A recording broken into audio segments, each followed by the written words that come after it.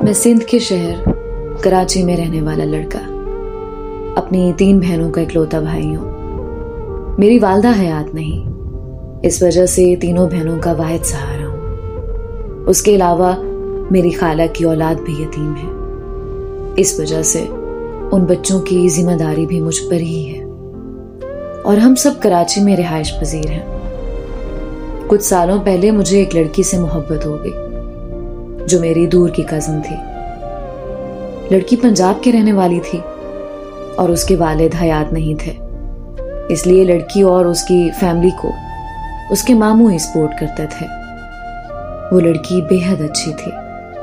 मेरी और उसकी मोहब्बत में शिद्दत बढ़ी और हमने शादी करने का फैसला कर लिया।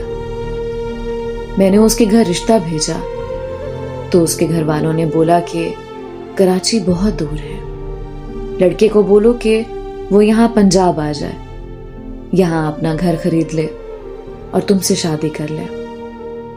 मैं उसकी हर बात मानने वाला लड़का।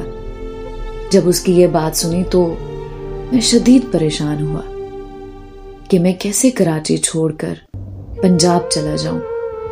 यहाँ बहनों का इकलौता भाई हूं और अपनी खाला की औलाद पाल रहा हूं। उधर से उस लड़की के लिए भी मसाइल थे। वो बहुत बेहतरीन लड़की थी, अपने घर वालों की फर्मा बरदार।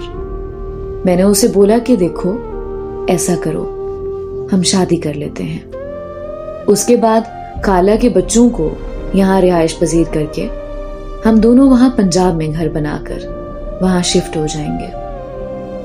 बस मुझे थोड़ा वक्त दे दो।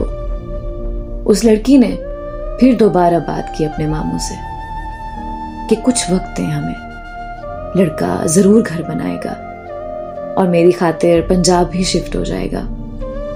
मैंने अपनी बहनों के जरिए उस लड़की के घर रिश्ता भेजा तो उसके मामू ने मुंह पर इनकार कर दिया। हम दोनों बेहद परेशान हुए, बहुत तकलीफ में थे।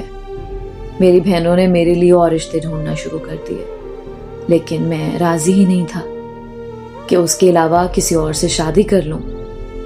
लेकिन मेरी बहनों ने बहुत समझाया और बस एक फर्ज समझकर मुझे ये शादी जैसी जिम्मेदारी उठाना पड़ी। पता नहीं उस लड़की ने भी किसी से शादी की या नहीं। मैंने कराची अपना घर बना लिया है। काश वो लोग थोड़ा वक्त देते तो मैं पंजाब में भी जरूर घर बनाता। मैं आज तक उसको भुला नहीं पा रहा, बहुत तकलीफ में हूं। काश ये मजबूरियां ना होती दरमियान में तो आज हम दोनों अपनी मोहब्बत को ना खोते।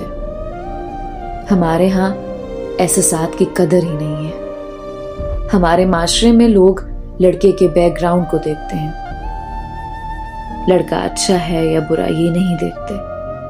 लड़के की नीयत को नहीं देखते, वो कितना कमाता है ये देखते हैं। वो हमारे करीब है या किसी दूर शहर का रहने वाला है। अरे कोई इन लोगों को समझाए कि दूरियों को इंसान नजदीकियों में बदल सकता है, लेकिन खुशियों को इंसान पैसों से नहीं खरीद सकता।